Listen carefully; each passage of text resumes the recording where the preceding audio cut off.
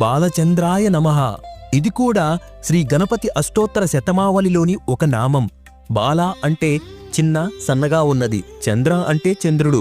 బాలచంద్ర అంటే తన తలపై చిన్న చంద్రుని ధరించినవాడు అని అర్థం. గణపతి విగ్రహాల్లో కొన్నిసార్లు ఆయన శిరస్సుపై చిన్న అర్ధచంద్రుడు ఉంటాడు. ఇది ఆయనను చంద్రుడిలా శాంతిని ప్రసాదించేవాడు అని సూచిస్తుంది. అలాగే గణపతి శివుని కుమారుడు కాబట్టి శివుడు ధరించే చంద్రుని లక్షణం గణపతిలోని వ్యక్తమవుతుంది.